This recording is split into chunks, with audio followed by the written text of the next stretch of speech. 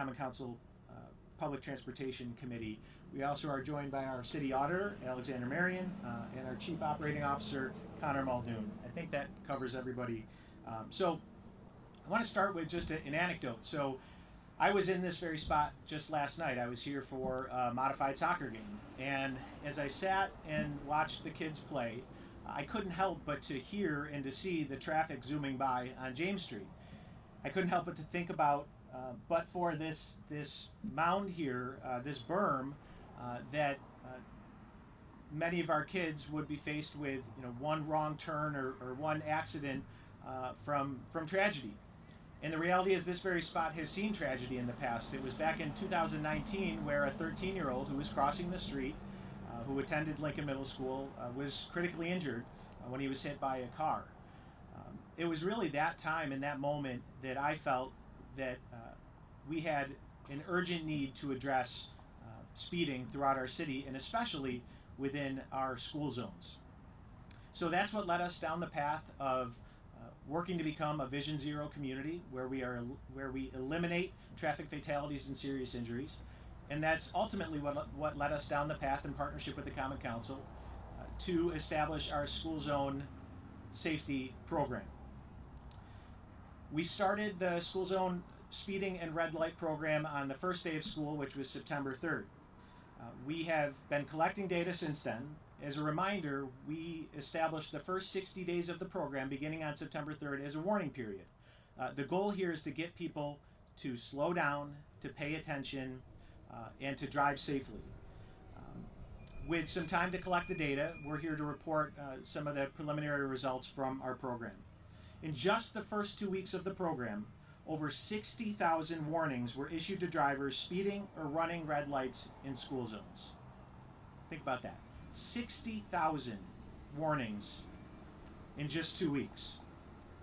This data underscores the urgent need for this program and should serve as a wake-up call to all of us who are driving through this city. Our Syracuse schools are facing a speeding epidemic in this city, and this data underlies that fact. As a reminder, the goal of this program is not to punish, it's to protect. It's to protect the young people that we just saw filing out of school, that are walking to their parents' cars, that are walking home, just trying to get from point A to point B. And for far too long, they have been at risk because of the speeding going on throughout the city. These cameras are about changing behavior, not generating revenue. I will admit, as a driver myself, there are times when I'm not paying as close attention as I should. Maybe I don't notice that I'm entering into a school zone. So this is a learning curve for all of us. Most drivers that end up speeding through school zones and that have ended up with warnings are likely similar to me in that you may just not be paying attention for a moment or just gotten used to driving a little too fast. Make no mistake, there are some very reckless and very dangerous drivers in this city. We have one of our warnings where the driver was clocked going 78 miles per hour right here on this stretch on James Street in a 25 mile per hour school zone. There is no excuse for that. So we want drivers to slow down. We want them to prioritize safety and to pay attention, especially when our most vulnerable population, our students, are nearby. So again, we are in the middle of a 60-day warning period. No fines are being issued yet. So of those 60,000+ warnings, no fines have been issued. What we hope is that those that receive them, and I know many who have, use it as a reminder to, again, pay attention, slow down, and to protect our children. Just to dig down a little bit in the numbers, and then we're going to turn it over to some of our colleagues here. Of those over 60,000 warnings issued, we've actually mailed just about 50,000 of them, so we're still in the process of mailing out those warnings, not only during the first 2 weeks, but since that time. Of those, the vast majority of the warnings, 59,950 are speed zone violations. Red light warnings are approximately 430, so much lower, which is a good thing. again, as a reminder, this is about protecting our children and being safe. And in that spirit, I'd like to invite Robert DeFlorio, COO of the Syracuse City School District, to share a few words. Robert. Thank you, Mr. Mayor, and thank you on behalf of the Syracuse City School District and our children. The number of violations we are seeing is just way too high. While some think speeding in terms of tickets, we don't. We consider it a safety issue, a major safety issue. And it's really our students that we're trying to protect. Anyone with children knows that they can be unpredictable. And speeding in a school zone can be extremely hazardous.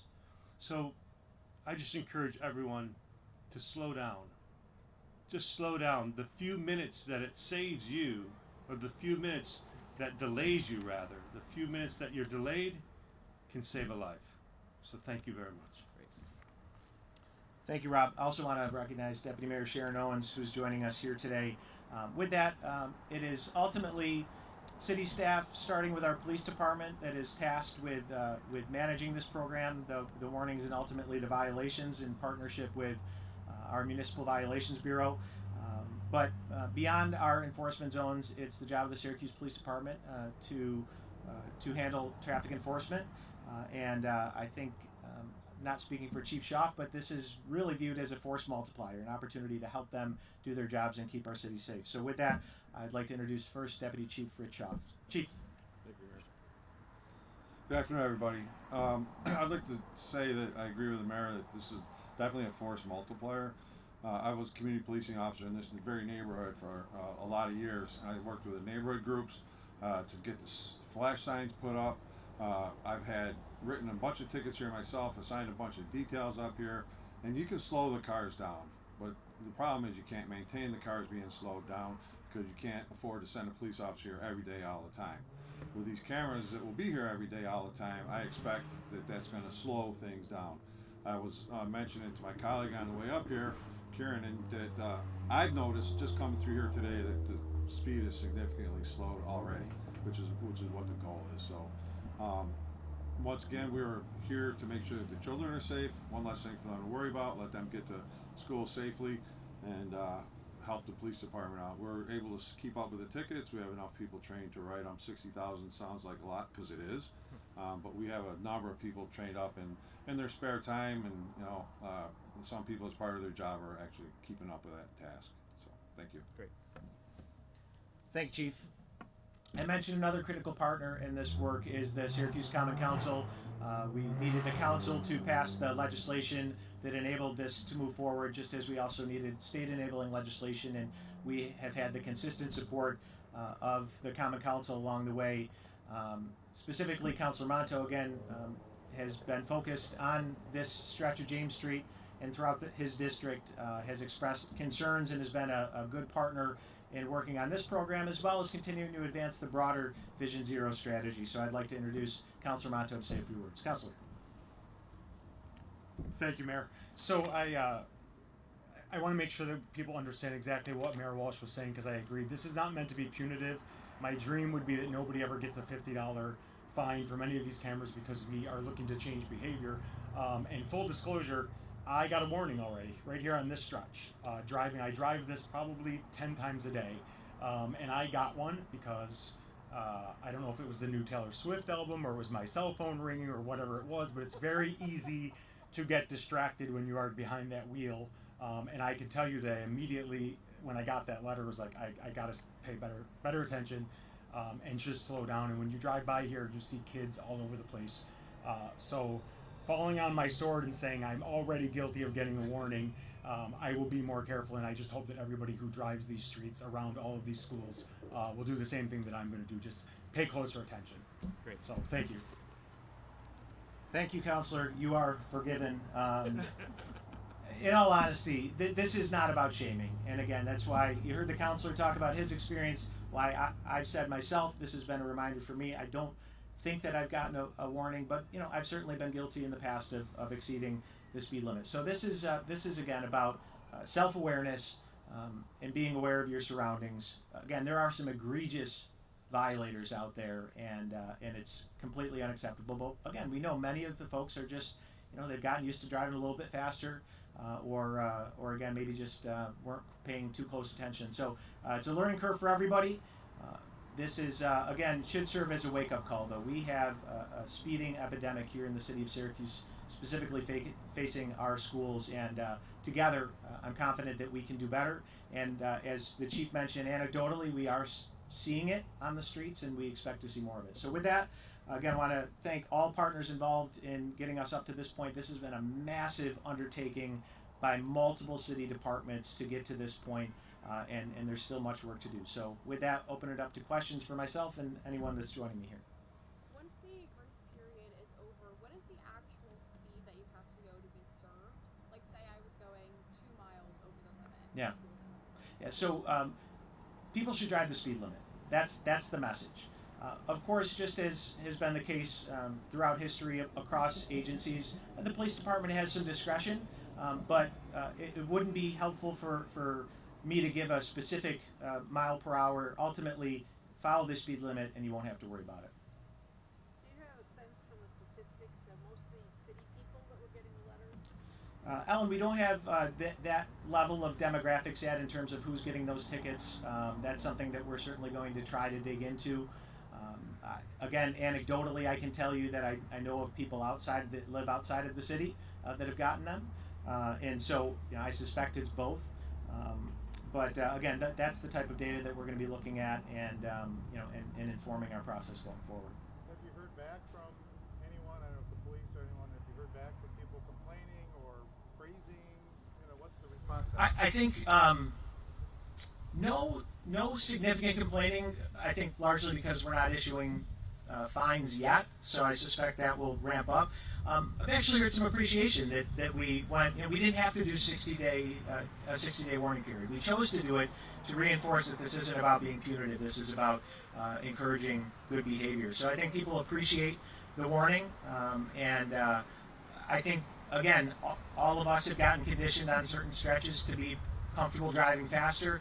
When you look at the top areas of violations, at last check, nearly 70% of the violations, over half for sure, took place just on James Street and on Geddes Street. Now, those are 4-lane roads where, again, you do see more commuter traffic and you see faster traffic. James Street here is 25 in the school zone. Geddes Street is 20, and I have heard people say, "Boy, it just feels like you're going too slow." And I get it. I have felt that myself. So again, I think to the point about raising awareness, it has certainly encouraged more people to talk about it. There's been a lot of discussion about it, and I think ultimately more discussion leads to more awareness, leads to safer driving. Where is the data collected going from the cameras? So the data collected from the cameras, and my team can correct me if I get any of this wrong, but ultimately we have a contractor, a vendor that we're working with, Genoptic. They collect that data. We have protections in place to protect people's privacy. We ran it through our surveillance working group to make sure that that privacy was the priority.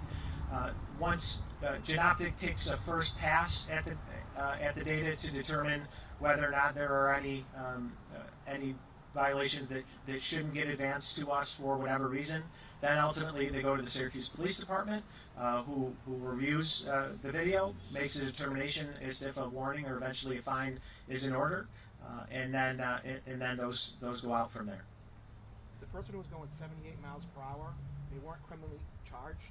They just got a warning. There was no criminal charge. Correct. Yeah. So again, this is all dictated by state legislation. The state legislation dictates the fine and the type of penalty. Certainly, if a Syracuse police officer pulled somebody over going 78 to 25, I think they would be in a whole lot more trouble. But this is what the tool allows us to do. And again, hopefully, that person gets that warning and realizes that they were way out of line. Once the grace period is over, where is the money from the tickets issued going to go to? So the fines, which again for both the speed zone violations as well as the red light violations, are $50. It will go up to $75 with a late fee. That money will be collected by the city of Syracuse and ultimately go into our general fund and be repurposed for city operations in the future. But if the easier if all the school zone speed limits were the same? I mean, people would know, you know, I'm going by a school and, oh, Right. I thought it was 25, Yeah. oh, but it's 20. Yeah, so I believe this stretch of James Street is the only 25 mile per hour zone. I'm looking for head nods and I see them. The rest of them are 20. When in doubt, go 20. But again, we do have some restrictions just based on state law. So, you know, an example of something that we're taking a hard look at citywide is reducing the citywide minimum speed limit outside of school zones, which is currently at 30, bring that down to 25. But it's based on a combination of, you know, state laws and traffic code. Anything else? Okay. Thank you all very much. Please drive safe, drive slow.